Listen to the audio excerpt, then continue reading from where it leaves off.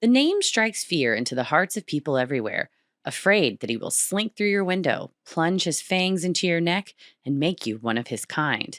But the origin is something just as bloody, though in a different way. But how did we go from 15th century ruler to a sexy, cape wearing bloodsucker? This week's episode is The Transformation of Dracula. Sinisterhood.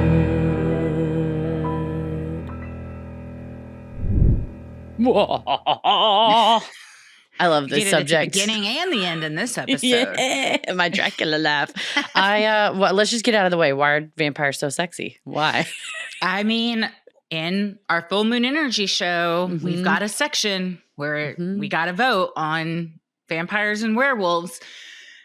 And I'm always team vampire, it seems. Yeah. So there's something alluring about them, but it's because of how they've all been depicted in, Twilight, the more recent type of vampiric movies and stuff. You're like, oh, they're sexy and you can live forever?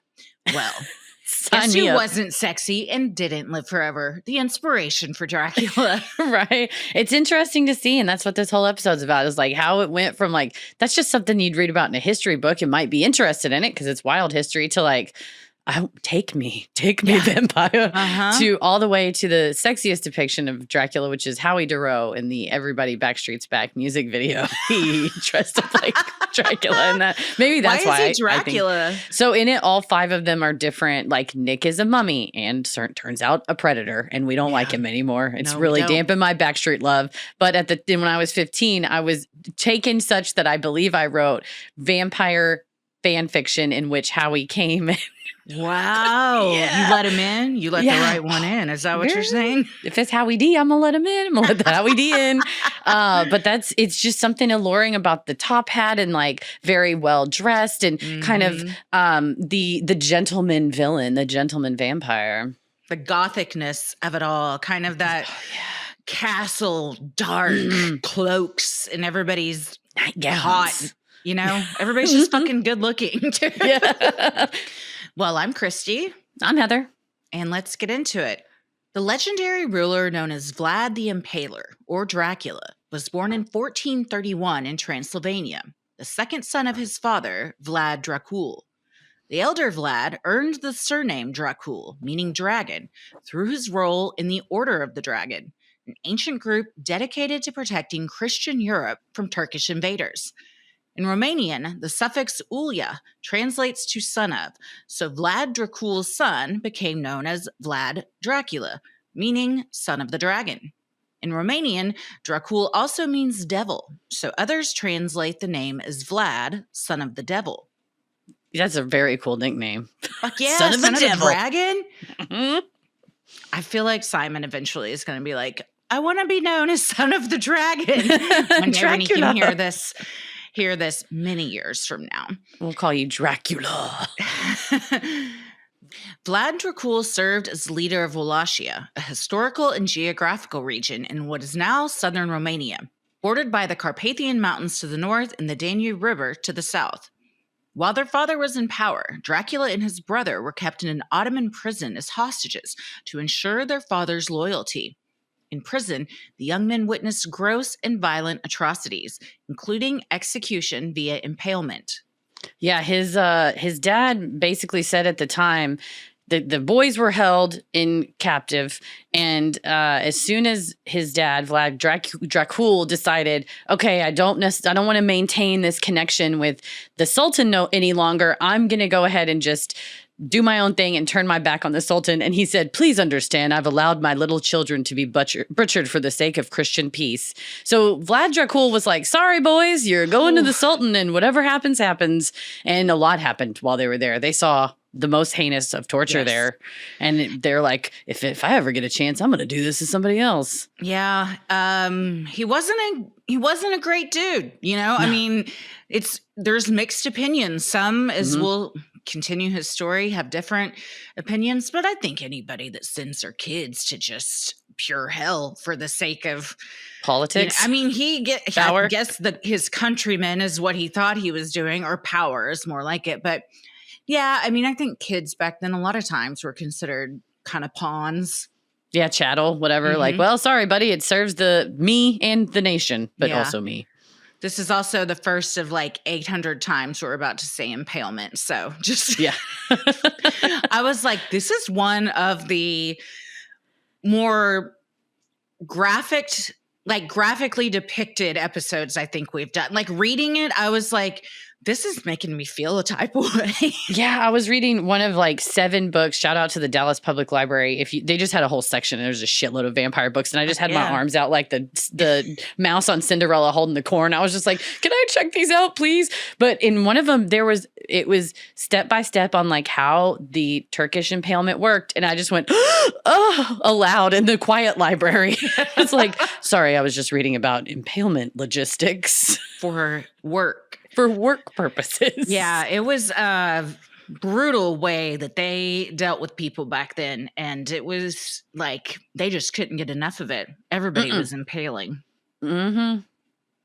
With his sons held hostage as collateral, Vlad Dracula led the area until he was betrayed by his own noblemen in late 1447, leading to his death. After his father's death, Dracula tried taking up the helm, though he served as prince in his father's place for only 2 months in 1448. He was ousted and lived with an uncle in Moldavia for a time. The Turks then invaded that area, killing Dracula's uncle. Seeing his chance to ascend to power again, Dracula made a deal with the Turks to gain control of Wallachia. After some political maneuvering, Dracula became prince once again from 1456 to 1462, a ruling era defined by his heinous cruelty. Dracula primarily committed violence against those he considered traitors, expressing particular ire for the noblemen who turned on others, seemingly still hurt by the many betrayals that had harmed his family. I feel like Vlad the Impaler, who later went by Dracula and signed his correspondence Dracula. So Dracula, the son of Vlad Dracul, I feel like he was really traumatized by the betrayal against his dad, his own betrayal. His brother got buried alive by the Turks. Like, he really took the concept of someone that you thought you could trust turning on you. After that, it was like, impale him. Impale him immediately. He, I would argue, is more loyal to his family than his father ever was. Even though his father sent him and his brother to the worst of the worst, he, never forgot what they did to his brother, what their own army did to his brother, and impale him is what the motto became. Mm-hmm. In an act of war, the king of Hungary ordered Dracula's older brother to be buried alive. Separately, his younger brother defected from their kingdom and joined the very people who had killed their eldest sibling. Dracula then increased the violence, which he argued was necessary to establish a safe and fair society, free from the betrayals that killed many of those closest to him. Well, his own brother is now defecting. It was serious, man. I think it was kind of like, at the time, if you were close to power, that's like what you went for. But given that they kept losing power, perhaps his younger brother was like, fuck it, man, we keep losing. I got to defect. Like, they're winning. And it's just that classic battle of belief systems, right? And you have the predominantly Muslim, Turkish, Ottoman Empire trying to invade what is now a Roman Christian stronghold. And that kind of shit, belief, people will just, it's to the end. It's to the impalement that they will fight if it's a belief. Yeah. However, Dracula did not only torture traitors. He was also known to commit violence against foreign invaders, corrupt merchants, traitorous noblemen, and the lazy, sick, and poor. Contemporary literature is divided on Dracula's legacy, with some arguing he was keeping the peace and maintaining order, while others paint him as a sadistic monster who loved violence. And that's the question, is like, you're doing it because it needs to be done, because you can't have infiltrators or traitors or whatever, but also you like it. I think you like it. A little from column A, a little from column B. What's wild is how violent everything was back then. I mean, there were just, bodies in the street, like everyone's getting impaled. It was just war times. To think back on like that and where we are now always just is like a mind fuck for me. I guess we still have a lot of violence, but back then it was just like in the streets, open, everybody was on board with it. It was just kind of the way things were. That's a good point. It's like the difference in what we know now, which is you can't leave like an impaled body laying out for like 5 weeks. That's extremely dangerous. Good practice. No, if it like drains into the water system or it's like you get near it, you're inhaling, whatever. And also just the methods of weapons we have now. We have massive weapons of war that you don't even have to impale individually to kill 20,000 people at a clip. You need a single bomb, a single missile. And you're right. It almost takes it from a faceless destruction of like just unleashing bombs into areas versus a one-to-one like murderous, and it's the result is the same, I guess. Just the different looks of devastation is just individual bodies on stakes. That's a good point. It's not as if our violence has decreased; it's just changed, as have the weapons. But yeah, when you have to physically stab someone versus, like you said, a faceless, you're sending a missile out. It just rings different. It's a lot more personal, but it seemed like a lot more personal. Like it was all about who defected, who's the traitor, which family member left. Oh, no, that makes sense. No, I agree. And you're right. The personalization, that's a good way to put it, of like, we have depersonalized mass violence now to where it is like a push of a button in a room on the other side of the world. And it's funny that we point to and go, what a bloodthirsty tyrant Vlad the Impaler was. He individually impaled 20,000 people. And it's like, let's not do math on who's killed whom, because America always comes out the bloodiest and the worst. But he gets blamed as like this monster who was stabbing people, which he was, but quite interesting when the result is the same, but the method is a little bit cleaner hands and probably not a cleaner soul. It's about the same. No. Writings from German sources are often more critical of Dracula, as the allegedly corrupt merchants were often German Saxons, targeted because they were outsiders, profiting over poorer Wallachians. Even so, the positive depictions often corroborate the acts of violence Dracula carried on. The most prevalent description was of his fondness for impaling, a trait that earned him the nickname Vlad Tepes, meaning Vlad the Impaler in Romanian. Well, eventually, if you do something enough, people are just going to give you a nickname. Yeah, you get the blanker. Like, she clogged the toilet up again. It's Heather the Clogger. She's back. The Clogger's back. Or like the person that wrote into our confession segment on Patreon, that was the wormer. It was just leaving the worms everywhere. You become the wormer, and that's just, you've made your legacy. Yeah. But I feel like he was probably okay with it. Maybe even like, you know how like on Seinfeld when George wants to be called T-Bone? Make me a bad boy. Planting the seeds of everything. He's like, wouldn't it be cool if like, I don't know, I was just like called Vlad the Impaler? I mean, I do it a lot, so I should probably just be called that. Yeah, he's like, what if people just wrote about me? And back then it was pamphlets. Pamphlets were flying about whether he was good, Vlad, or pamphlets were the original Twitter of the 1400s, because they were like, did you hear about this guy? Let me see your pamphlet. Oh my God. So once it's in a pamphlet, I think it's just, you can't stop it. And good for him. Then, I mean, maybe he liked it. Just like Twitter. Once it's out there, it's out there. It's hard to take it back. He utilized the grotesque impaling procedures he had seen the Turks use on prisoners during his time as a hostage, in a method referred to in literature at the time as Turkish impalement. However, historical writings dating back to ancient Greece mention King Xerxes using the punishment on a subject for failing to accomplish an assigned task. Okay, so arguably if you impale someone for invading your country or betraying you, is that any more monstrous than impaling someone who's like, this coffee was to be black? There is cream and sugar in this. I said a regular coffee. I would argue that's even more monstrous, because you're clearly the person that at the drop of a hat are just like, impale him. We don't need him any longer. He's like, and no one called him Xerxes the Impaler, but all of a sudden I become Vlad the Impaler because I did it to a couple of invaders. Dracula was known for his many torture methods beyond impaling, including flaying, dismemberment, boiling victims alive, and worse. There have been mentions of Vlad sending subjects infected with diseases like tuberculosis or syphilis into Turkish camps to spread the infections. Modern scholars debate the speed and efficacy of these methods, and some deny Vlad ever used such methods at all. So yeah, some scholars are like, listen, did he boil them? Yes. Dismemberment? Certainly. Flaying? Absolutely. But he didn't send anyone with syphilis into a camp. He wouldn't do that. God. Where we draw the line. By the way, and worse, love you guys, love you listeners. I had to read about the worst, and I just put it as worse because it was worse. If you can think about something worse than boiling someone alive. That was a brainstorm session that really, they took everybody's notes. There's no wrong ideas, It was like, what's worse than boiling alive? And then, well, I got an idea, Vlad.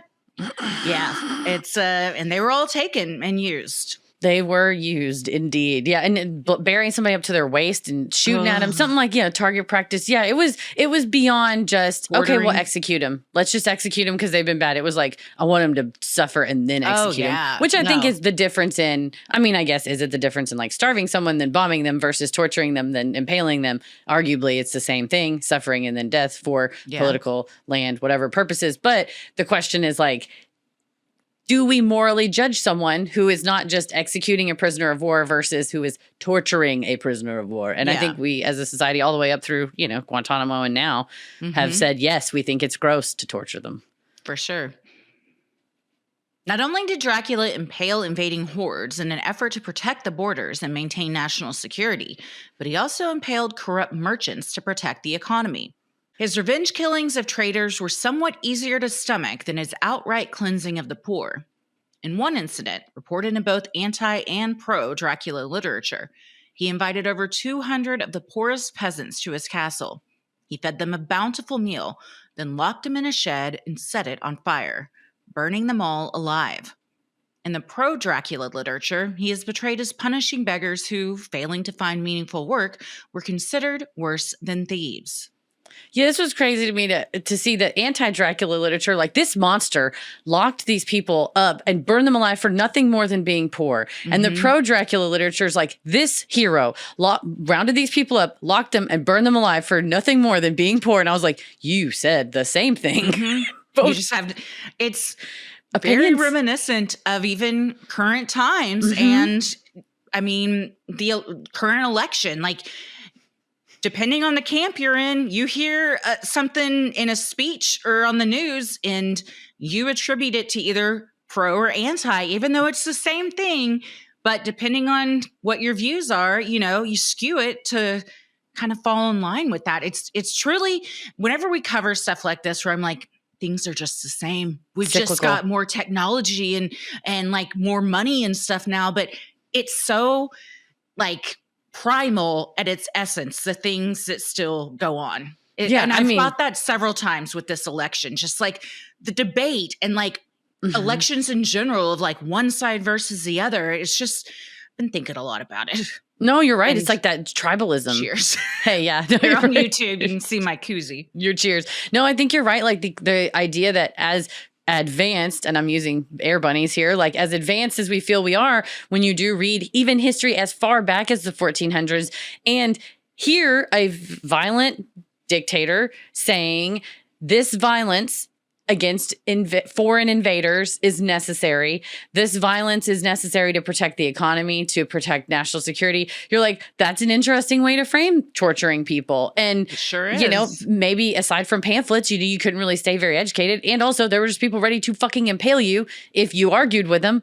So you're right, though. It's interesting to see similar tendencies toward this human nature, this bloodlust, as we say in the Full Moon Energy Show. We all have a bloodlust, but it doesn't abate. It turns out it doesn't abate after even 600 years. Isn't that so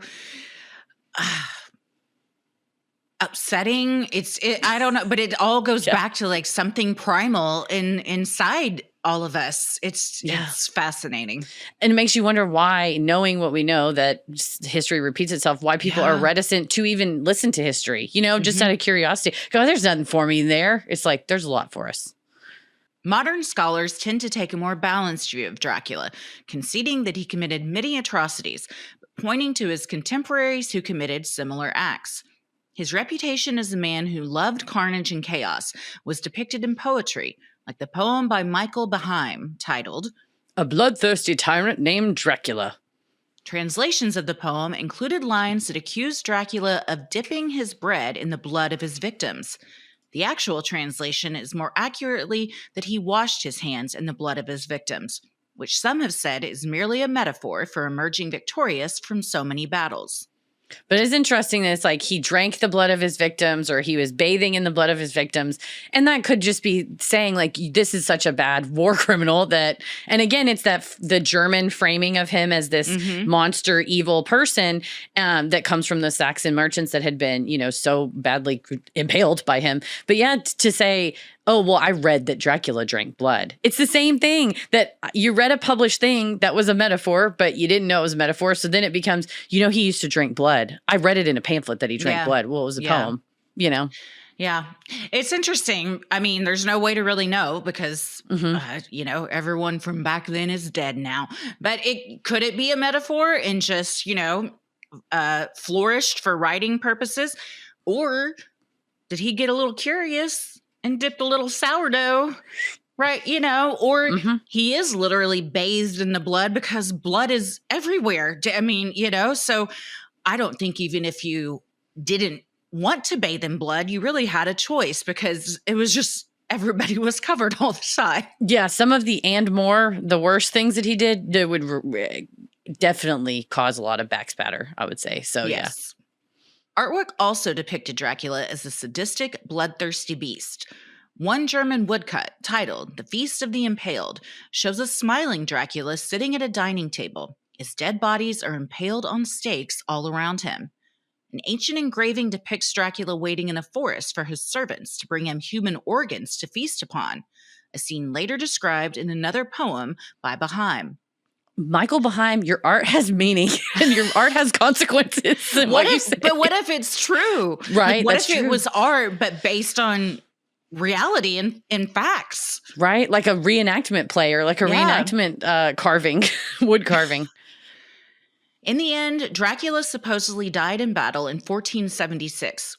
He was last seen running up a hill, after which he was never heard from again. He could have been killed by friendly fire, an assassin sent by the Turks, or even a traitor within his own ranks, as he so feared. His final resting place has been debated. One tomb, thought to contain his remains, was cracked open in 1933 by archaeologists. They found only dust and a few scant animal bones inside.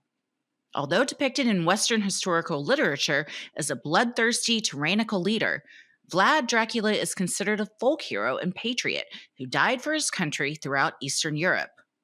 Yeah, the question of where is Dracula's tomb is, I wonder if that became part of the history because the concept of like, where did he go? Like this extremely violent, scary person. A body was found in the woods after he ran up the hill that was headless. So then it sort of became, well, did they just cut his head off and take it? Is that really his body? Is it a ringer body? And he really escaped somewhere else. So anytime you see a big tyrant like this that I won't say vanishes, but sort of feels like they vanish, it kind of gives them even more of a legendary status. Yeah, the lore there, because you can assume he was killed, but who knows? And then it's like, well, we don't really know what happened to him. Maybe he went to a castle and decided to start sleeping in a coffin. He turned into a bat and he flew away. Yeah, it could be anything. We're like, did he get killed by a traitor? Did he get bit by a vampire? Who knows? He got bit by a bat in the woods, and that's how he became the first That's what it was. The bat bit his head off, and then later he grew his body back, and now he's a vampire, and it was a real awakening. If a bat can bite a man's head off, it's those big ass bats you see that, like, what I'm talking about? The ones that are as big as Sir Garthur Brooks behind me. Those big. I can't even think about those creatures, or I will start to spin out. Like, hurrah! I just thought about a picture I've seen of one hanging from a tree in the Amazon jungle, and it haunts my dreams. Their wings too big. I'm like, you can fly too far with the wings that big. And that makes me, because like, don't worry, they're on the other side of the world. They have fucking wings. So am I. I'm on the other side of the world from anywhere, and I could get there with wings in an airplane. You could. Imagine if you had wings on yourself. You don't even have to like go through TSA or wait or book a flight. You can just go whenever you want. Yeah, that giant bat is not having to put its ID down and check a bag. It is just taking the fuck off and coming through my window and getting me. It's not having to deal with Clear, which is supposed to be the easiest way to travel, but somehow every time is the most difficult. This is a personal grievance I have with with the DTSA. Anytime they're like, hey, let me look in your eyes. I'm like, no, you can use my thumbprints. You're not scanning these eyes of mine. I'd rather have to burn my thumbprints off later when the AI takes over than gouge my own eyes out. Yeah. What a thing to say, ma'am. Could you please step forward and put your bag on the scanner? I'm like, sure. Yes. You're going to be double searched now. Sinisterhood will be right back. Helix Sleep is a premium mattress brand that provides tailored mattresses based on your unique sleep preferences. And I'm going to level with you. It's the best mattress I've ever slept on in my life. I love it, and I never want to sleep anywhere else. I feel the same way wholeheartedly. Anytime we travel, I'm like, how much would it be to have our mattresses shipped to where we're going? Because it's just, you don't realize how good you've got it until it's gone. And you just miss it. It's just the best. They offer 20 unique mattresses, including a mattress designed for big and tall sleepers, and even a mattress made just for kids. Ella has one. She loves it. We love it. We're about to order one for Simon too, because he's moving on up. Big boy bed. Big boy bed. Helix knows there's no better way to test out a new mattress than by sleeping on it in your own home. That's why they offer 100-night trials and a 10 to 15-year warranty for you and your child to try out your new Helix mattresses. Every body is unique, so whether you are a side, back, or stomach sleeper, or maybe all of the above, Helix offers a mattress just for you. Plus, they have enhanced cooling features that help regulate your body temperature, whatever the season may be. And the setup is so fast and easy. Helix mattresses are delivered in a box straight to your door for free. Plus, by supporting Helix, you're allowing them to support us and our show, which we appreciate. Plus, you get to sleep better. Yeah, I mean, it's a win-win for everybody, really. Helix is offering 20% off all mattress orders for our listeners. Go to helixsleep.com/creepy. That's helixsleep.com/creepy. With Helix, better sleep starts now. Sinisterhood will be right back. Dracula's reputation morphed from violent leader to cape-wearing bloodsucker throughout the next 400 years. The myth of the vampire took root in Eastern European countries, especially from the 1600s to the late 1700s. Vampires were described as bloated, rotting corpses, come back to life to feast on the blood of the living. Graves of suspected vampires were opened to find bloated bodies with rings of blood around their mouths and long fingernails that seemed to grow even after death. People attributed these characteristics to supernatural vampires, owing largely to a lack of knowledge of the mechanics of decomposition, as well as the prevalence of pneumonic plague-like illnesses that caused sufferers to cough up blood. Yeah, if you didn't know that the receding of the skin on the nails after death makes it look like they're growing, but they're not. Same with hair. You certainly would wake up and open up the grave and be like, oh God, it's fingernails. Can you imagine how, I mean, to see that even and not think it's supernatural? Like, you're like, this isn't how we left Bob when we buried him. What's happened? But yeah, I mean, a lot of it is just, they didn't know back then. So what are you to do? Just make an educated guess. And that was like, well, I guess they're supernatural. How else could this be explained? Yeah. Why their body got bigger after death is like, well, gases expand and it's like they've been sucking blood. You're like, oh, okay. Well, that's where we're at. I mean, it's the 1700s. You can't blame them.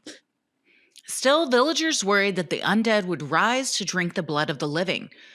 Some scholars believe that the so-called vampire epidemics of the 1600s to the 1700s were actually outbreaks of contagious illnesses like porphyria. Porphyria causes sensitivity to light, pale skin, hairiness, and elongated teeth, which could be mistaken for fangs. A proposed cure for porphyria was drinking blood. True, you got like a contagious illness back then. They're like, how do I get better? And they're like, drink the blood of a child. And you're Isn't that all wild? Right. Yeah, but also like, well, but that's what we were saying Dracula did, and none of us agreed with it. And now it's like, oh, this will cure you. I don't think it will. It's just the thought of drinking blood makes me so sick. Oh, yeah. But to drink it and you're already feeling sick and you already got something going on, and then it's like, this didn't help. And now I just got this taste in my mouth. And I'm still hairy and pale with fangs. Yeah, the consistency is what throws me off of drinking blood. The consistency, the taste. I'm not trying to have nothing sticky in me. And also, like it's like, I feel like you got to drink it warm. It feels weird to drink it room temp, not chilled. That's wild. So I'm not trying to drink I just think you got to do it like it's from the source. I feel like chilled would be better. Chilled, you could put some ice cubes in it like a wine. Like a sangria? Yeah, just to thin it out a little bit. God, I had such a good sangria the other day. No blood in it, but you gotta, yeah, just like swish it a little. I was just thinking you want it to taste like it's from the source. I But don't, though. So maybe okay. if you do want it to taste from the source, if you're farm to tabling this, then yeah, I would say warm from the neck. If you're trying to sangria this, then you got to chill it down first with some fruit. Yeah, do a little bit of blood, some sliced peaches, some lemon, a little bit of spritz on the side, maybe just like a sprig of mint. A lime? Yeah. Oh, that'd be nice. Yes. It's a lovely summer treat. Even so, early folklore does not depict vampires as debonair sophisticates in satin cloaks. They were generally described as pale undead rising from their graves to visit their loved ones in some cases and kill innocent villagers in others.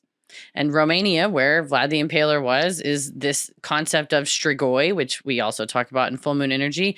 And the strigoi is this undead, children-eating, blood-sucking beast that you could become a strigoi in a lot of different ways, like witchcraft, perjury, death, being bitten by another one. Pretty much anything. They'd be like, don't do that. You'll become a strigoi. It was one of the original urban legends of like, kids, stay at home. You're going to become a strigoi. There's like a cat jumped over your corpse. You're going to become a strigoi.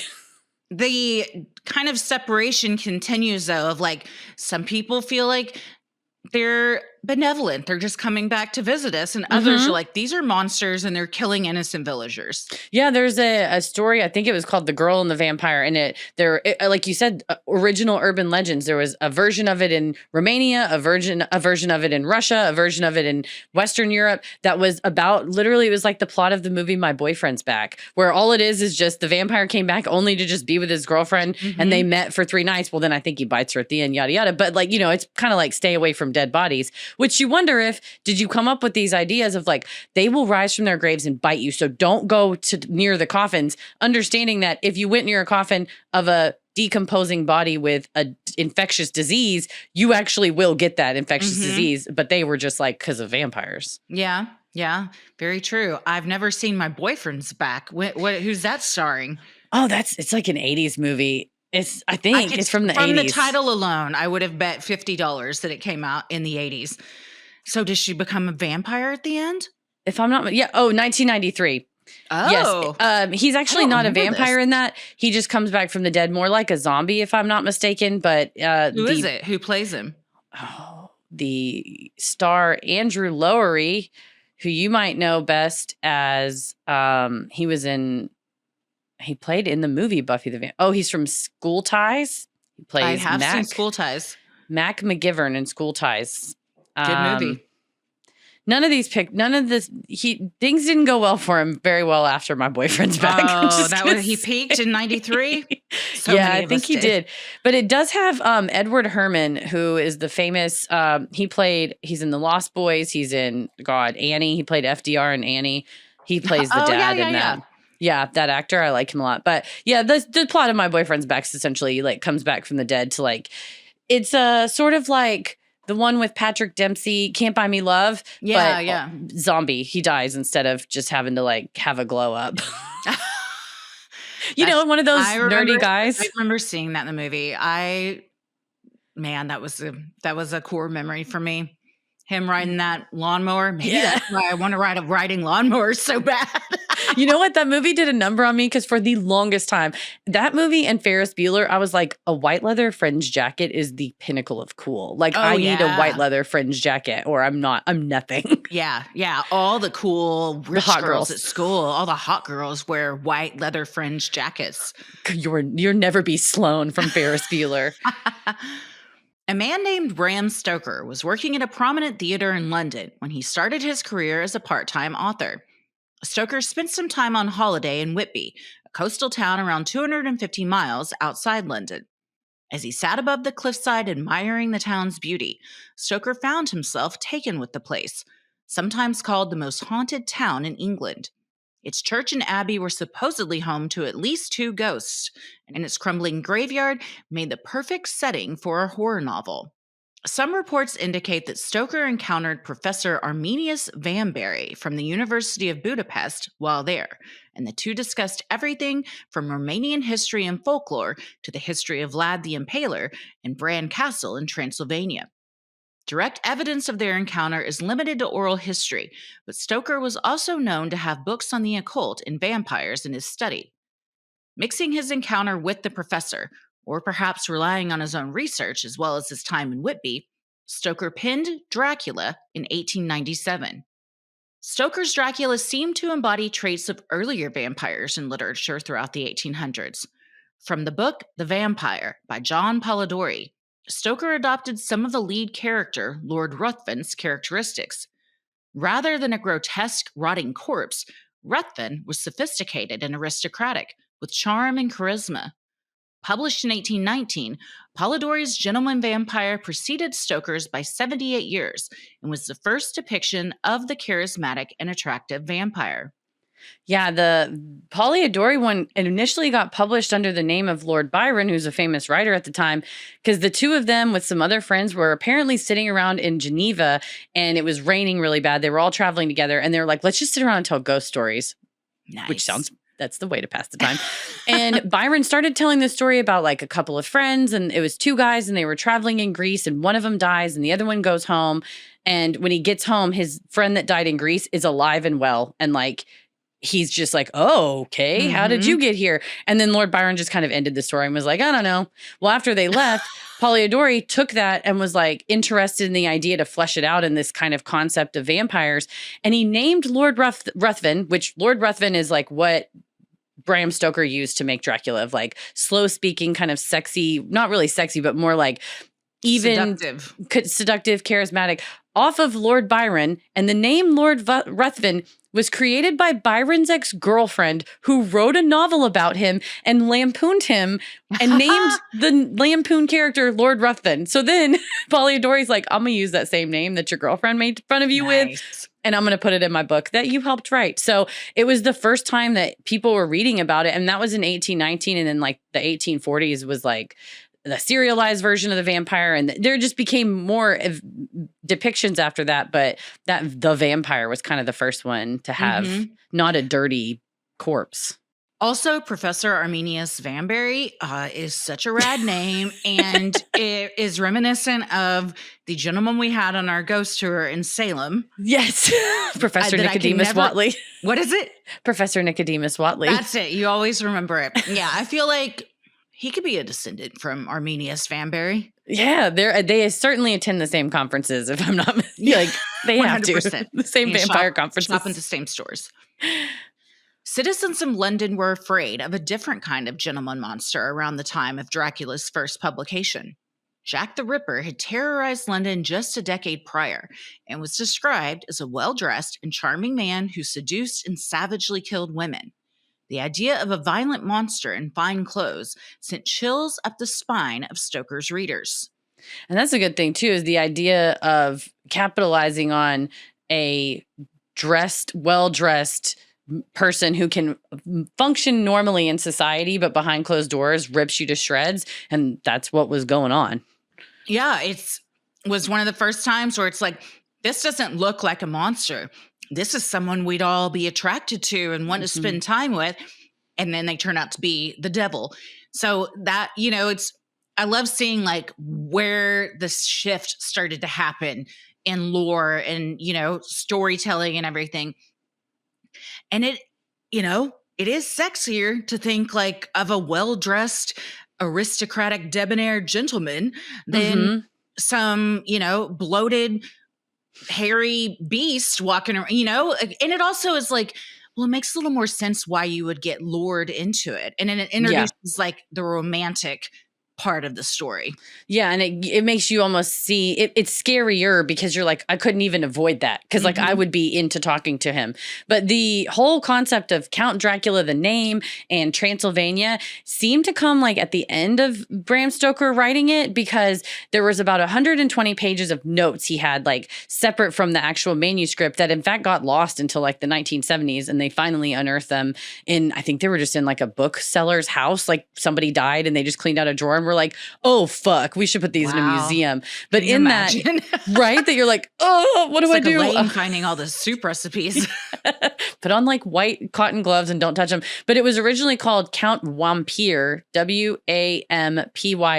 Doesn't flow as well as Dracula, and was set in like Austria. And so I guess this concept of like the castle on the cliffs of the mountains and like the plunging cliffs below, it definitely is a better setting for something spooky. Yeah. The 1922 German silent film Nosferatu was a direct adaptation of Stoker's classic, though the producers did not obtain permission first. Stoker's widow sued the production company, forcing it to destroy many copies of the film. Some survived, and Nosferatu became a cult classic.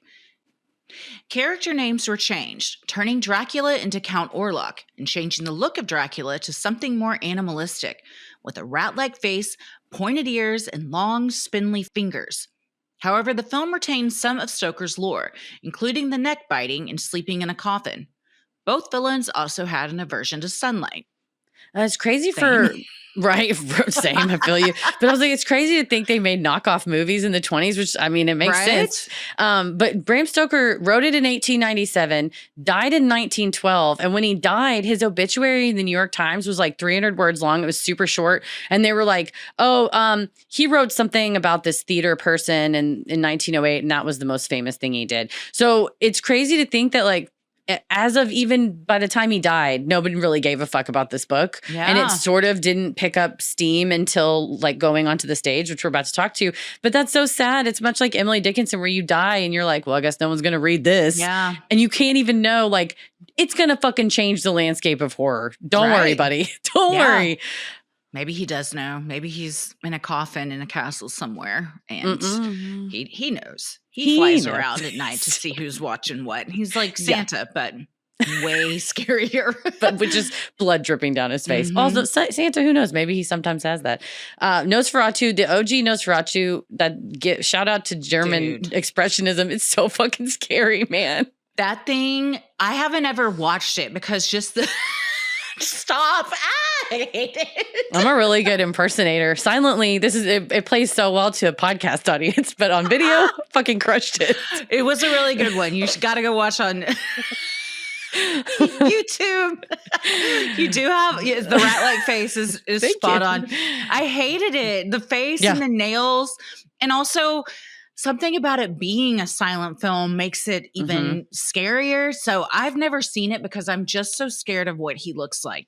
I've seen clips and stuff as a kid, and I always wondered, and it was not until we were researching this and we go like, oh, it's literally a knockoff. I was like, why is it kind of like Dracula but not ish? And that's why Bram Stoker's wife was like, give me the money, which I don't blame her. I mean, you own the rights to it, but you're right. It's something about the silenceness and just it's much like if you watch our Full Moon Energy, we reference a 1900s film, and things just looked fucked up back in the 1900s. They did. Just looked fucked up.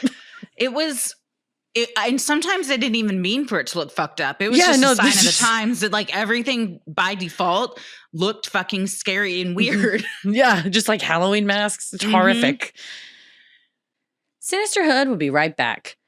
Here's the deal. I've just realized that I can't go back to using like drugstore razors, off-brand, terrible foam, body scrub that does nothing or that has rocks in it. I am just... Athena Club has ruined me because it's so good. But the good news is Athena Club is affordable. So it's fine that I've changed. Yeah, no. And it's available at Target, where I spend most of my time. If I'm not at home, I'm probably at Target. So it works out great for me. Exactly. It's like just shopping and you're like, oh, while it is convenient to be delivered, it's also very convenient to just grab it off of a shelf at a store you already go to. Shaving with Athena Club, it goes from something that you're going to dread to the highlight of your self-care routine. At least it did for us. So if you want to upgrade your shave routine, you're looking for a sign, this is what does. Now we're telling you, do it. It has 5 patented blades surrounded by a water-activated serum with shea butter and hyaluronic acid, which is a holy grail for skincare. Athena Club also has the dreamiest shave foam. It leaves your skin feeling so soft. It's just feels, it doesn't dribble off your legs as soon as you put it on like some others will do. Yeah, it stays. And luxurious. So when you shave, you're like, That's satisfying. I can see what I've done, and I know I've done something. So I said, I want a shave foam, not like a shave foam that doesn't do anything. Plus, it's dermatologist approved. The razor is made for sensitive skin. It's voted the best razor for sensitive skin by Vogue. And as a person with sensitive skin, yes, they are correct. Yeah, it is the best. absolutely. Full stop. The Athena Club Razor Kit is an absolute steal at just $10. It comes with a beautifully made ergonomic handle and 2 super sharp razor heads that deliver an incredibly smooth shave every time. You also get a game-changing magnetic hook in the razor kit for easy storage. I love this. It lets you keep it away from little hands, and it also means there's no sitting your razor on the edge of your tub. We all know what happens. It gets all goopy and gross. It sticks to the tub. Then you got to clean the part of the tub where it is, or it falls down to the floor and and then the fucking blade pops off. You got to look for that. It's a whole thing. But with the Athena Club, you don't have to worry about that. Show your skin you care with the Athena Club Razor Kit. Sign up today and you'll get 30% off your first razor kit order. Just go to athenaclub.com and use promo code CREEPY. That's ATHENACLUB.com with promo code CREEPY for 30% off. Sinisterhood will be right back. In 1924, Hamilton Dean adapted Bram Stoker's classic for the stage in Dracula, the Vampire Play, starring a Hungarian actor, Bela Lugosi. The version introduced the now iconic image of Dracula found in costume stores everywhere, complete with a high-collared cape, slicked down black hair, and a prominent widow's peak. Lugosi then helped Universal Studios obtain the rights from Stoker's widow for the 1931 film adaptation. After the more famous actor, Lon Chaney, passed away, Lugosi secured the title role, cementing his image in popular culture as the definitive portrayal of Count Dracula.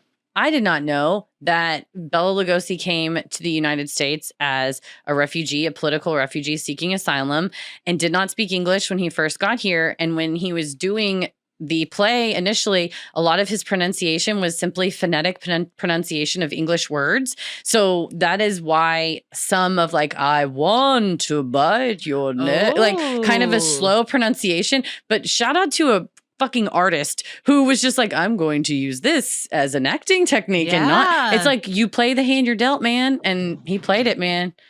Genius. Yeah. And it's so good.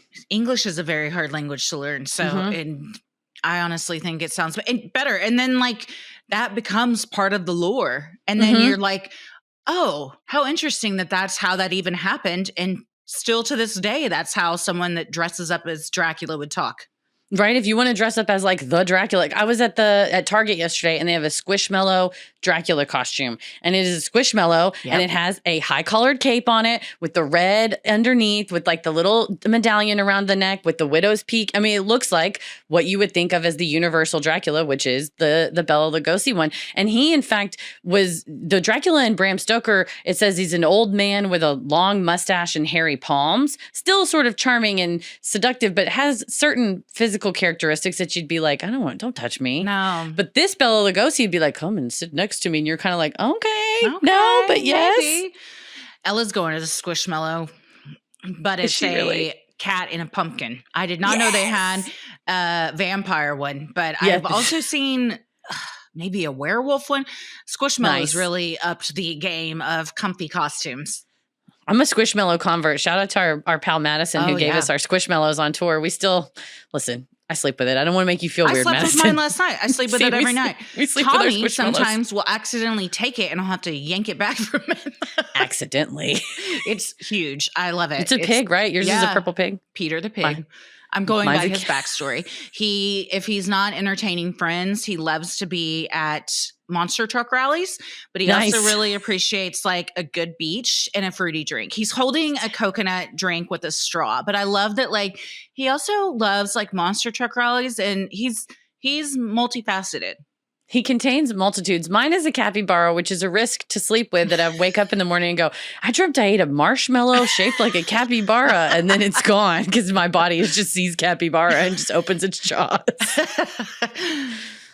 The British horror film Horror of Dracula in 1958, produced by Hammer Film Productions and directed by Terence Fisher, starred Christopher Lee as Count Dracula and Peter Cushing as Dr. Van Helsing. The film was a loose adaptation of Bram Stoker's 1897 novel Dracula and marked the first time Christopher Lee played the iconic vampire, a role he would become famously associated with. It's crazy because Universal just sold their rights to Dracula to this British company and was like, we're not going to really fuck with horror movies anymore. You can just have it. Not knowing that they have Christopher Lee in the wings, who's so scary. Yeah. Also that it's like a iconic story that you can do so much with. Yeah. Why would you just be like, we're good. We're done. We're fine. Horror of Dracula had a major cultural impact and is credited with revitalizing the vampire genre. Lee brought a new level of intensity and charisma to the character of Dracula. His imposing presence, along with his ability to switch from suave and charming to menacing and terrifying, redefined the cinematic image of vampires. Lee's Dracula was not the aristocratic and somewhat distant figure of earlier portrayals, such as Bela Lugosi's, but a more sensual, predatory, and physically powerful character. The film, like many of Hammer's productions, featured vivid color, using bright, shocking blood red imagery to heighten the horror experience, contrasting with the black and white vampire films of earlier decades. Yeah, the Hammer films apparently got everybody real horny for vampires because it rocketed. After the first one came out, there were like Dracula fan clubs springing up everywhere. A children's Dracula book. They said there was more than 100 Dracula novels published between 1970 and the year 2000. Just like you said, it's just a good story. And Universal's like, God damn it. Oh, they're still kicking themselves over it. But it is the bright red, like next to the black and white costume of him and everything, was very shocking at the time. And even still, when I'm watching horror films and there's bright red blood, it hits different for me. It does something like we were talking about the Candyman movie being so gory, and that is because there's just bright red blood splattered everywhere. Same with the early 1900s to 1920s or I guess, 1920s, early days film being fucked up looking. So it was like 70s film. They could come very, like you said, graphic, really make you feel psychedelic, kind of like I'm off kilter here. Even at the time, go ahead. I was just going to say it does something to your psyche that's weird. Like I don't know why, but those films often hit different for me. I don't know if it's the set design or just it's maybe look now the films we have now, and then you go back and watch something like that because of they're so different. It makes it scarier for me somehow. Yeah, like the contrast between what we're used to now versus like more visceral, like practical effects versus digital effects. But even with the popularity of the Hammer films and stuff at the time, I was reading about one woman who she created Dracula fan clubs, was a big fan, would travel across Eastern Europe. And she said when she our passion and you got to follow it. Somebody's got to be the head of the Dracula fan club. But she said she went to Romania in 1974 and she mentioned like Bram Stoker, and at the time the tour guide said, no, that has nothing to do with us. No. So even as recently as the 1970s, in 1976, Romania issued a stamp that was commemorating Vlad the Impaler and that he was this hero. Simultaneously, they were like, but he's not like a blood-sucking vampire. Please stop associating the two. So it's funny they sort of tried to distance themselves in those days. Which, why would you? Because the early 1970s has one of my favorite Dracula adaptations, which is Blackula. And if you have not seen it, it is truly phenomenal and made better by the lead character, William Marshall, who was given a script and it's just like, I don't know, it's just a black guy who's also a Dracula.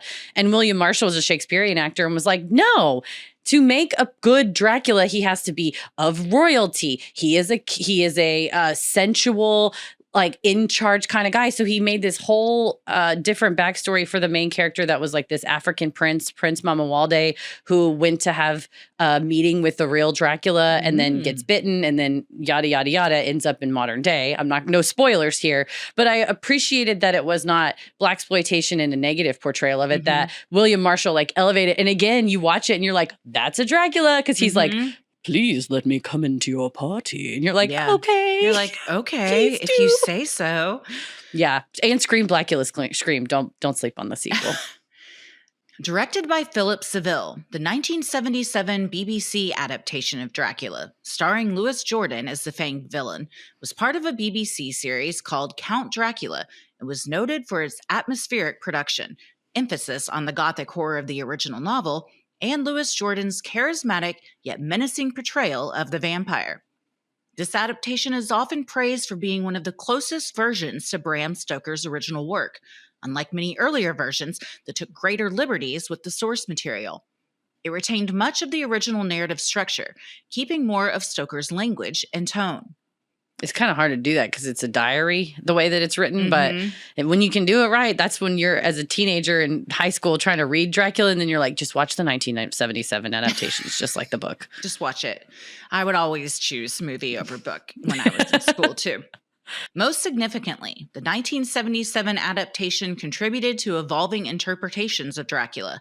At a time when horror films were embracing more visceral and violent depictions, like seen in House of Dracula, the BBC version returned to a more psychological and gothic horror approach, focusing on atmosphere and mood rather than just shock value. Arguably one of the most iconic vampire films, Bram Stoker's Dracula, directed by Francis Ford Coppola in 1992, was the first adaptation that blended romantic tragedy with gothic horror, while also forging a connection between Dracula and the historical figure of Vlad the Impaler. Starring Gary Oldman as Count Dracula, Winona Ryder as Mina Harker, Keanu Reeves as Jonathan Harker, and Anthony Hopkins as Professor Van Helsing, the plot closely follows the basic framework of Stoker's novel, but adds significant romantic elements and historical layers to Dracula's backstory. Dracula is portrayed as a tragic figure, driven by centuries of longing and despair after the suicide of his wife Elisabetta. Ryder plays Mina Harker, the reincarnation of Elisabetta. Much of Dracula's motivation revolves around his desire to reunite with his lost love. This edition of a tragic romance added depth to the character of Dracula, who is no longer just a monster, but a tormented soul. Francis Ford Coppola making vampires sexy again. Dude, what a fucking stacked cast this is. Dude, Also a great movie. It's so good. Oh, man, I got to go back and watch this because I bet it holds up. They're all such good actors that I think it would hold up. I think it would. Will it hold up as good as Dracula Dead and Loving It, the direct parody? I don't know. You tell me. One of my favorite Mel Brooks movies by a landslide. Is Mel Brooks as Van Helsing as good as Anthony Hopkins? Nay, he's better, I will say. But it really did. Coppola turned up the sexy factor. Definitely more titties in this than the Bram Stoker novel, and a sex scene that was not in the novel. Don't be reading the book being like, let me flip to the dirty part. That's why you watch the movie, because the book leaves out the sex stuff. Fucking boring, stupid book. I want to see Gary Oldman going to town on this lady. Dude, oh man. And Keanu Reeves looks so good in it too. I remember watching it and not right when it came out, years after it came out, and just being like, "What? Go with Keanu. What are you doing? Don't that guy." We'll save our Dracula jokes for Full Moon Energy, but come on, man. I have a lot of Gary Oldman things to say, but it makes no sense, lady. Go for Keanu. Come on now. What are you doing? But it did win. Keanu. It won the Academy Award for Best Costume Design, Best Makeup, and Best Sound Effects Editing. Not Best Acting, not Best Directing, not Best Screenplay. That's gotta sting. Probably. While Coppola's Dracula forged a connection between Dracula and the historical figure of Vlad the Impaler, the 2014 sci-fi action film, Dracula Untold, took a deeper dive. Starring Luke Evans as Vlad III, the film blends historical and supernatural elements to explain how Vlad became the infamous vampire. The story is set in 15th century Transylvania, where Vlad III is portrayed as a prince and warrior trying to defend his kingdom from the expanding Ottoman Empire. Unwilling to comply with the Ottomans' demands of sending them 1,000 boys to serve in their army, including Vlad's son, Vlad seeks supernatural aid from a vampire known only as the Master Vampire, who resides in a nearby cave. In exchange for temporary vampiric powers, Vlad is given incredible strength and abilities, but with a condition. If he resists feeding on human blood for 3 days, he will return to his normal self. If he succumbs, he will remain a vampire forever. As Vlad struggles with the burden of his newfound powers, he is forced to confront the darkness within him, ultimately transforming into Dracula as he defends his kingdom from overwhelming forces. In the end, he chooses to fully embrace his vampire nature in order to protect his people and family. It only takes a few hundred years, but the story gets changed again. Let me ask you this. What are you doing? Are you going to succumb?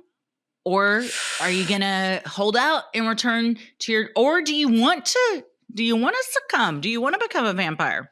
I wonder if it just feels so good. So you're like, I don't want to give this up. Or you just go, listen, I got 3 days. Clock starts ticking now. I'm going to work so hard. I'm going to use these powers so good. And then I'm not going to. But the hunger within you where you're like, I would love an iced blood, a grande iced blood with extra lime. You just can't help yourself. So that might be a part of it. But I like Luke Evans is a great actor. I like him a lot. It would be hard to have supernatural powers for only 3 days and then give them up and just be your normal self again. I would feel boring, and I'd really want to go back to being able to fly around and, get into people's minds and stuff. I might have to drink the blood. Right? You're like, I want to fly again. I want to become like that. I really want to fly. I want to see. The issue is if someone was like, I could make you a vampire like me, I would say, I need to see the terms and conditions laid out. And I want to say yes and no and redline them. And then we can come to a decision. Because I always feel like when they're like, you can live forever and other things. I'm like, wait a minute. You got to list the side effects. You can't yada over the other things. Also, never take the first offer. You got to negotiate. So go back and forth with him. You're like 5 days. They're like 4.5. Deal. Sinisterhood will be right back. Listen, we love a great deal as much as the next guy, but we're not going to go through a bunch of steps. There's a lot of things when it comes up to a deal and I'm like, too long, didn't read. I'm not doing that. Just to save a few bucks, I'm not going to take all that time. It's got to be easy. I don't want to jump through hoops. I don't want any BS, any of that. So when Mint Mobile told us it was just easy to get wireless for $15 a month with the purchase of a 3-month plan, we were like, I don't know about that. We're going to call them out on it. Guess what? It is that easy. So you're right to be skeptical, but not here. You don't need to be. The longest part of the process was honestly just the time being like, I got to set this up. Like I actually got to set. And by the time I took the time, I wasted too much time to just do it. And then to you're just like, take the time. This was so easy. Why did I even wait? Why did I wait? All plans come with high-speed data and unlimited talk and text delivered on the nation's largest 5G network. And you can use your own phone with any Mint Mobile plan and bring your phone number along with all your existing contacts. We all know nobody's trying to get a new number and contacts. I've had the same number for going on 2 decades, I think now. I'm not trying to change it. So the fact that I can take it with me, that's a tick in the old positive column. Tick in the old box. Well, we use Mint Mobile for our official Sinisterhood phone. We took it with us on the road, and it is very fast service. No dropped calls. Text messages come right through. It was very fast data. And also, it was so cheap because we're a really small operation, so we can't have like $1 million a month wireless plan, especially when it's something that we need to be able to rely on. So shout out to Mint Mobile for helping us out there. For sure. To get this new customer offer and your new 3-month unlimited wireless plan for just $15 a month, go to mintmobile.com/sinisterhood. That's mintmobile.com/sinisterhood. Cut your wireless bill to $15 a month at mintmobile.com/sinisterhood. $45 upfront payment required, equivalent to $15 a month. New customers on a first 3-month plan only. Speed slower above 40 gigabytes on unlimited plan. Additional taxes, fees, and restrictions apply. See Mint Mobile for details. Sinisterhood will be right back. In 2020, Netflix released its 3-part series Dracula that once again reinvigorated interest in the infamous bloodsucker by offering a fresh take. Mixing gothic horror with modern sensibilities, the series delves into Dracula's psychology, exploring not just his thirst for blood, but his relationship with death, power, and his own immortality. Dracula is played by Danish actor and musician Claes Bang, who presents the character as a charming, intelligent, and terrifyingly brutal figure with moments of wit and dark humor. This is from the makers of Sherlock, which I'm a fan of Sherlock. It's 3 episodes.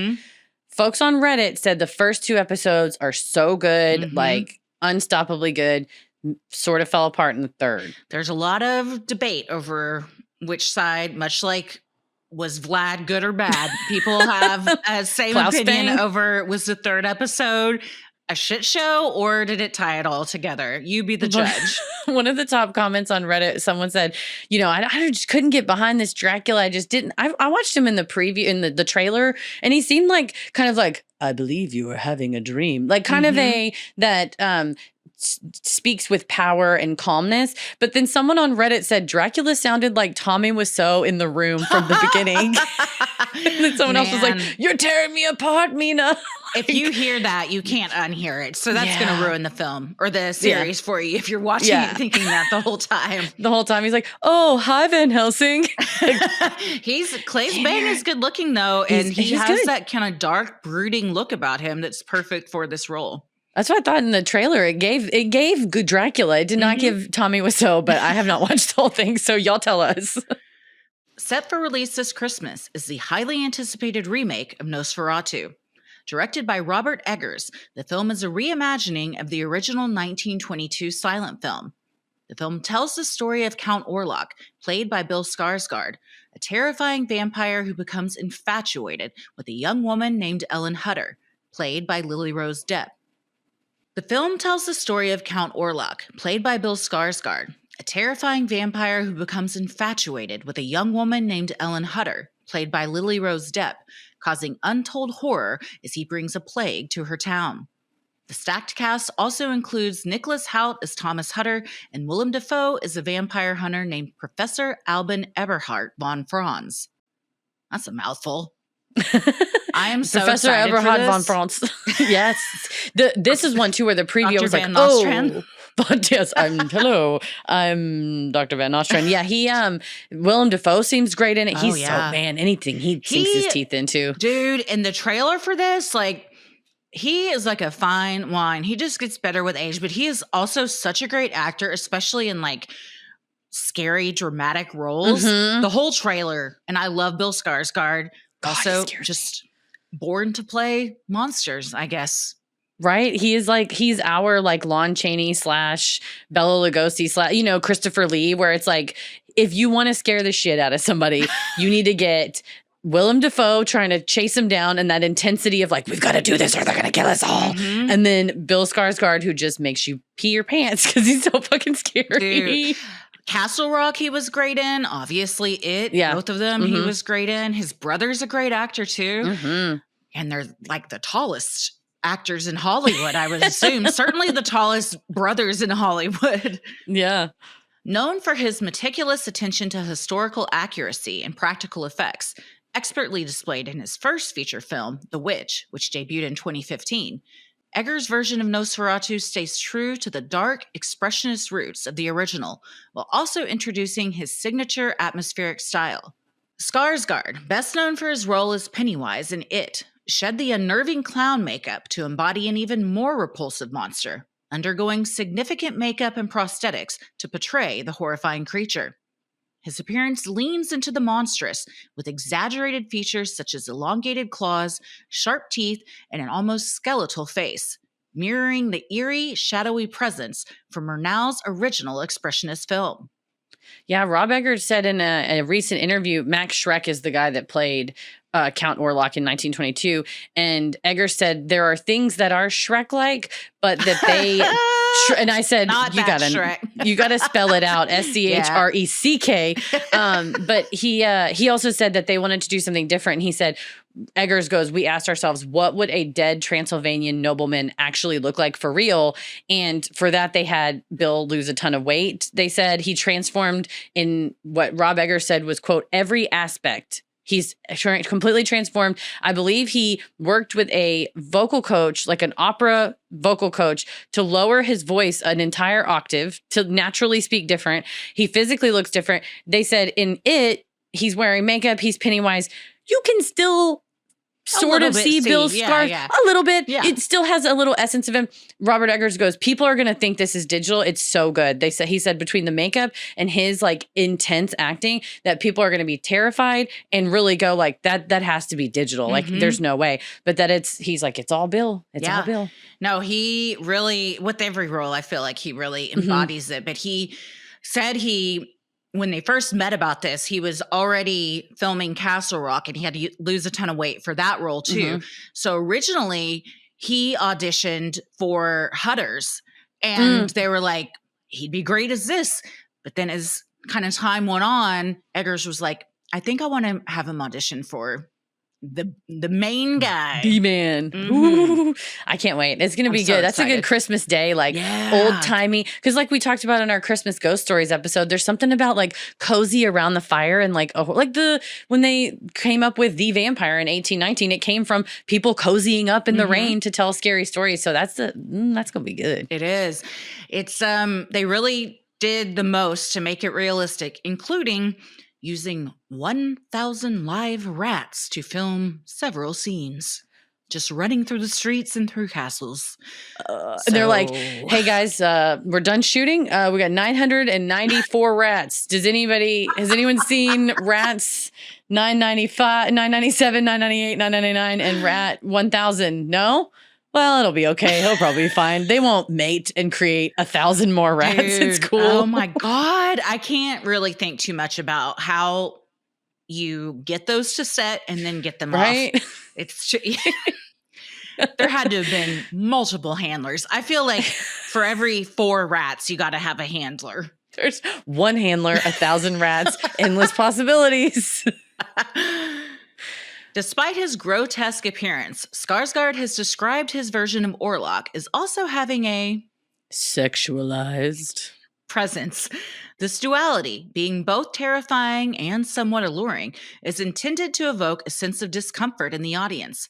The goal is for viewers to feel an uneasy attraction to Orlok, only to be horrified by that very reaction, tapping into the vampire mythos where vampirism often symbolizes forbidden desire.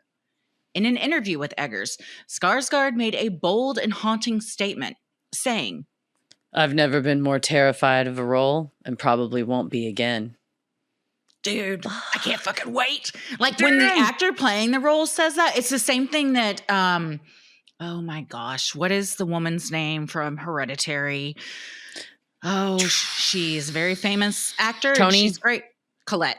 Yes. That's she the said one. the same thing about that, shooting that it like fucked her up. That it was haunting, you know? I mean, when you really have to get into a character like this for months, sometimes years to film something, it's so much like every day having to embody this mindset of this dark monster.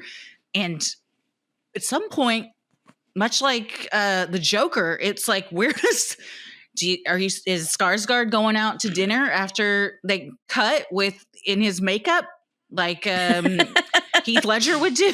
It's like, "Hello, I will have the linguine, please." They're like, "How are you going to eat it with?" And he's like, "My fingers are long like chopsticks." And he's just picking the noodles up. They're like, "What do you want to drink?" "Oh, well, that's an interesting question." "Bring me a cup. I've got a bag in my pocket." And it's just a donation bag. And he shakes it like a Splenda, tears it open. "Sir, you can't. BYOB on the door." That's like, bring your own beer. Bring your own blood. The B isn't. You didn't specify on the door. It's interpretive. It could mean lots of things. Yeah, the one person you want to play something that's so terrifying but also makes you feel uncomfortably horny, Bill Skarsgård. He nailed it with Pennywise. No joke, like watching Pennywise, I was like, I hate it. Bring your face closer to my face. I hate it. Why do I want your face? I think a lot of it's the height. And just like, why are you so impossibly tall? His body too. Like, I mean, his real body. He's very he's got the swimmer's body. I got how tall Bill Skarsgård is. Both Skarsgårds, and their names are 6'4", hard to say. But I think his brother is the same. Look how tall is Bill Skarsgård's brother?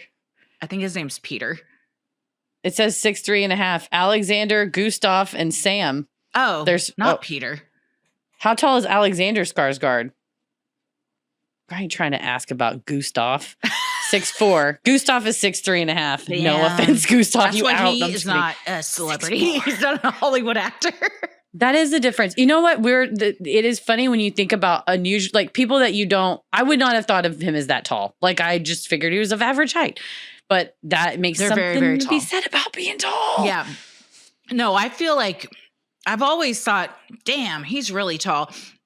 And then we watched another horror movie with his brother like a year ago. Is it the one that you told me the plot of when we were on your porch at your old house and it's like the couple that goes to like some retreat or something? Yes. It's a resort. That's what it was. Yeah. Yep. That's it. And in that, I was like, good God, they're going to have to like raise the ceilings in some of these slots. Yeah, but Towering. again, not bad to look at. And again, creepy, but also you're like, something about this is doing something. And then it's not just Count Orlok. Bela Lugosi got tons of fan mail, and it was 97% women. So this is like not a new thing of like, we get fired up. I'm sweaty thinking about it. We got to wrap this episode up. It's the bad boy to the T-Bone. T-Bone, the bad boy. Dracula's transformation from a violent 15th century ruler to a seductive cape-wearing vampire shocked those in his homeland.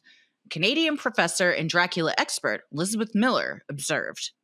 They stole their Transylvania and turned it into something from a late-night horror movie. They stole their hero from the 15th century and turned him into a disgusting vampire. It's what Americans do when they come in and tamper with the local culture. She's not wrong about that. No. What began as a symbol of resistance against Ottoman invaders was exaggerated by Western media throughout the centuries into a bloodthirsty figure for fame and profit.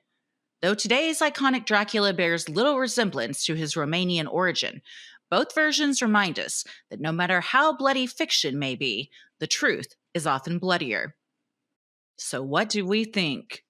Well, you can go to Romania now. Since I think it was in the 90s, 1989, they, I think, underwent kind of a revolution. And after that, before that, the government banned the Bram Stoker Dracula novel in the country. Like, you couldn't read it. It's my understanding there was movies. You couldn't watch the movies. And then 1992, in line with Francis Ford Coppola's film, then all of a sudden Romania translated Dracula into that language. It started being more popular. Interesting. They did believe for a while that Bela Lugosi, being from Hungary, and Hungary was their rival for a long time, that the 1931 Dracula was just trying to make fun. It was like a Hungarian plot to like turn their national hero into this like creature of the night. But I think it was just Bela Lugosi was like a good actor and all, kind of don't think he had some like grand plot. But it's funny that after that, they then sort of turned Bran Castle, which is not, if you Google like, can I go to Dracula's castle? Then it comes up with Bran Castle, which Vlad the Impaler Dracula never lived there. Bram Stoker never visited it. It is a Romanian castle on the mountains, kind of looks Dracula-ish.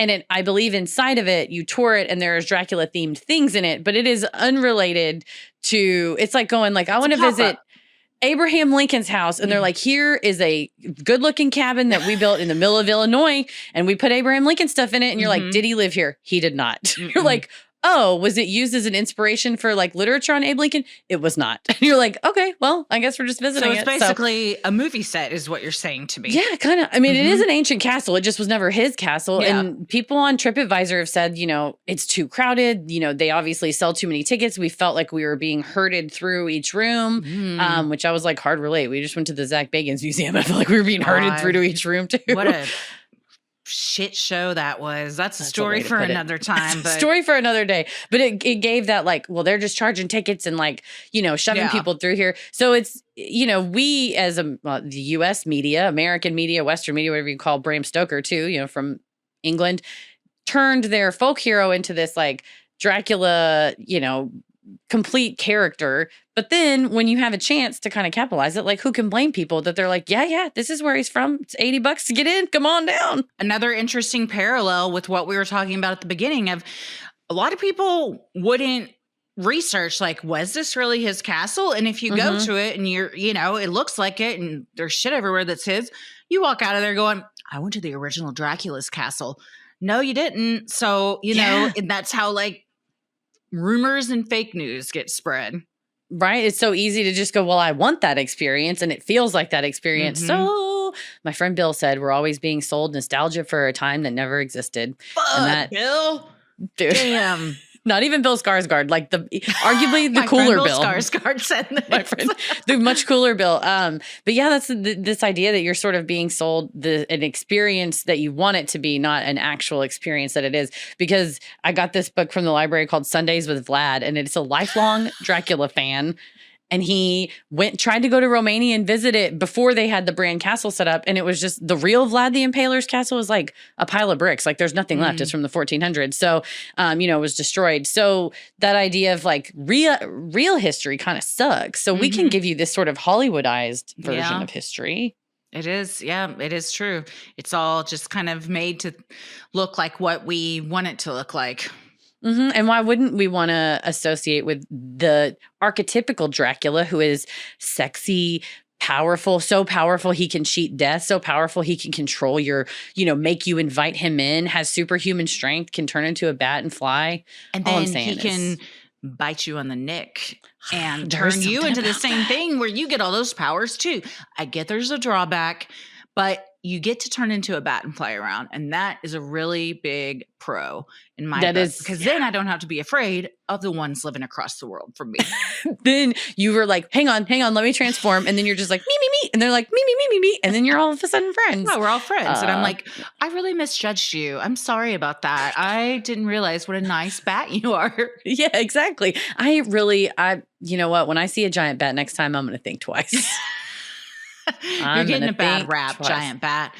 But I agree that the sexy Dracula is gonna sell better, and also I think has more legs to do other stuff, like the fan fiction, like 100 books written about. They're a monster. Like you can, as we're gonna see come Christmas Day, you can dial it up to make it the scariest you've seen, but like. Sex has always sold and will always sell, and it sells without it having to be really, really good too. That's a good point too. And I think that idea of mixing that fear with sexiness does something makes you feel weird inside of like you said, like, why am I attracted to this? This makes me question stuff about myself. So which we all want to do. I mean, that's what art is for, isn't it? To question ourselves and make us feel something. Self-exploration. That's why I think we can't have enough versions of Dracula. We had the sexy Dracula, Nosferatu, Count Chocula, Banicula, Count Duckula, Count Von Count from Sesame Street, Count Dracula Sam, the grandpa from Munsters. I could go on. Him. Yeah. The sexiest of Dracula. He's you saved the best for last there. There's no shortage of Dracula. He's like, hey, let me get on that neck of yours. I love that show so much. God, I love Grandpa Munster. And so Addams funny. Family. Man, those were so fun. God, they really were. Well, that's our Dracula coverage, man. I think we took him from Vlad right on up to Bill Skarsgård. Vlad to bad, boy. Can you? Let's just envision Vlad to bad. First of all, that's the name when Vlad the Impaler goes on Maury and has a glow up. But can you imagine, like, in a Bill and Ted's Excellent Adventure style scenario, you and I, Christmas Day, we get to transport original Vlad the Impaler. We all speak English here for simplicity's purposes. Take him with us to the theater to see Nosferatu and be like, people think this was you. He's like, and he comes up, nice. He's People like, think I'm Bill Skarsgård worthy. Like, I was not that tall, first of all. And also, I don't even think I'm that sexy. And you're like, give yourself more credit, Vlad. That would be fun. That would be a fun remake of Bill and Ted too. But let's do it. But it's me and Heather. Yes. Christy and Heather's Excellent Adventure. We'll get on that. Oh, man. As always, the devil rules the airwaves. Keep it creepy. Whoa. It was extra Dracula. This episode of Sinisterhood is made possible with the help of our amazing patrons. If you're interested in supporting the show, consider joining our Patreon. You'll get access to ad-free regular episodes, weekly bonus content, you're able to vote on episode topics, join our monthly live streams, and more. Keep it creepy. Mwah.